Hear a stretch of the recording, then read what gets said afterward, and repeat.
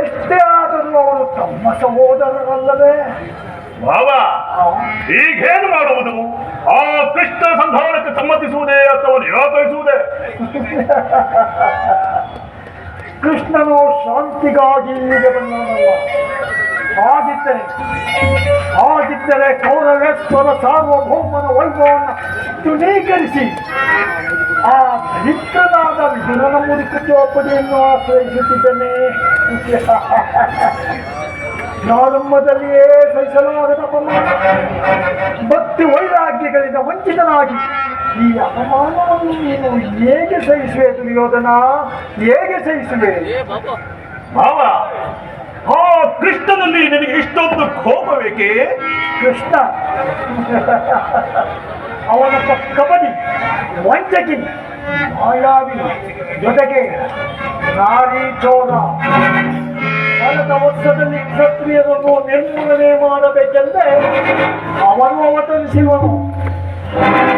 ಅವನ ಭಕ್ತಿ ವೈರಾಗ್ಯಗಳಿಗೆ ಮರುಳಾಗಿ ಯಾರು ಅವನನ್ನು ಭಗವಂತನ ಅವತಾರವೆಂದು ಪೂಜಿಸುವರೋ ಅವನನ್ನೇ ಸಂಹಾರ ಮಾಡುವನು. ಹೇಳು, ಜರಾಸಂಧ, ಶಿಶುಪಾಲ ಇವರು ನಿನಗೆ ಎಂಥ ಮಿತ್ರರಾಗಿದ್ದರು? ಒಳ್ಳೆಯ ಮಿತ್ರರಾಗಿದ್ದರಲ್ಲವೇ? ಅಲ್ಲವೇ, ಕಾರಣವಿಲ್ಲದೆ ಸಂಹಾರ ಮಾಡಿದನು. ಕಂಸನನ್ನು ವಧಿಸಿ ಮರುಳು ಮುದುಕನಾದ ಉಗ್ರಸೇನನ್ನು ನೆಪಮಾತ್ರಕ್ಕೆ ಸಿಂಹಾಸನದಲ್ಲಿ ಕುಳ್ಳಿರಿಸಿ ಸಹೋದರರನ್ನು ಸುರಪಾನದಿಂದ ಪ್ರಮತ್ತರನ್ನಾಗಿಸಿ ರಾಜಲಕ್ಷ್ಮಿಯನ್ನು ತನ್ನ ವಶಪಡಿಸಿಕೊಂಡಿರುವನು. ಇಂಥವನಿಗೆ ಮನ್ನಣೆ ಗುರುರಾಜ, ಮನ್ನಣೆ. ಆ ಕೃಷ್ಣನು ನೀನು ಹೇಳುವಂತ ವಂಚಕರೇ ಇರಬಹುದು, ಆದರೆ ಅವನ ಮೇಲೆ ಕೋಪದಿಂದ ಆ ಪಾಂಡವರು ನಿಂತಿಸಬೇಕಾಗುತ್ತಲ್ಲವೇ ಭಾವ?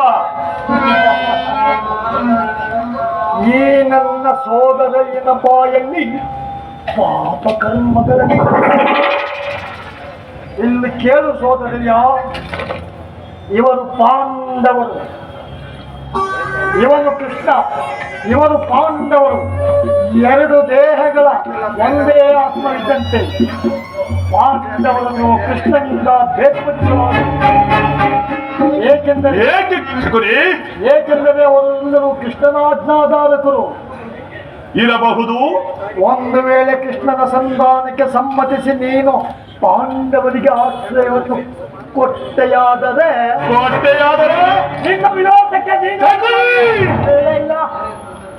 ಮತ್ತೇನಯ್ಯ, ಪಗಡೆಯಾಟದಲ್ಲಿ ಸೋತಾಗಲೇ ರಾಜ್ಯದ ಮೇಲಿದ್ದ ಅವರ ಹಕ್ಕು ನಷ್ಟವಾಯಿತು. ಪುನಃ ಅದನ್ನು ಅವರು ಹೊಂದುವುದೆಂದರೇನು?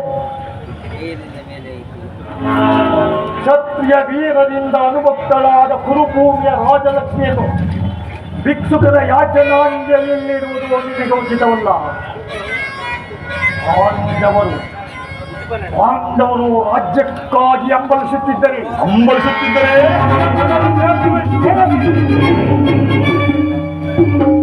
ಲಕ್ಷ್ಮಿಯನ್ನು ಕೈ ಹಿಡಿಯಲಿ, ಇಲ್ಲವಾದರೆ ಮತ್ತೆ ಕಾಡಿಗೆ ಹೋಗಲಿ. ಅದನ್ನು ಬಿಟ್ಟು ಮೇಲಿಂದ ಮೇಲೆ ಈ ದೈನ್ಯ ವೃತ್ತಿ ಏಕಯ್ಯ?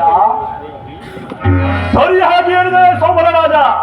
ರಾಜ್ಯವನ್ನು ಕೊಡೆಯ ದೇಹಿ ಎಂದು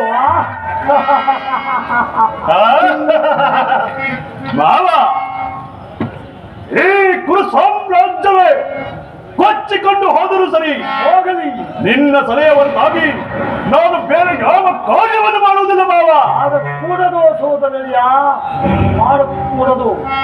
ಅಷ್ಟು ಮಾತ್ರವಲ್ಲ, ಸಂಧಿಯ ನೆಪದಿಂದ ಬಾರಿಗೂ ಪ್ರತಿಷ್ಠೆಯನ್ನು ತೋರುತ್ತಿರುವ ಆ ಕೃಷ್ಣನಿಗೂ ತಕ್ಕ ಶಾಸ್ತಿಯಾಗಲೇಬೇಕು. ಆಗಲೇಬೇಕು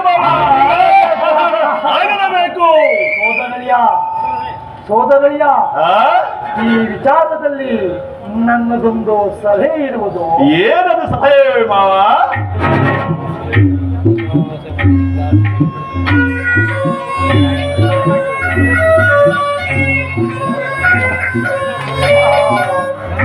ಯಥಾಸಮಯದಲ್ಲಿ ವಿಜ್ಞಾಪಿಸಿಕೊಳ್ಳುವೆನು ಮಾವ. ನಿನ್ನ ಸಲಹೆ ಹೊರತಾಗಿ ದುರ್ಯೋಧನ ಬೇರೆ ಕಾರ್ಯವನ್ನು ಮಾಡುವುದಿಲ್ಲ. ಅದು ಕೂಡದು.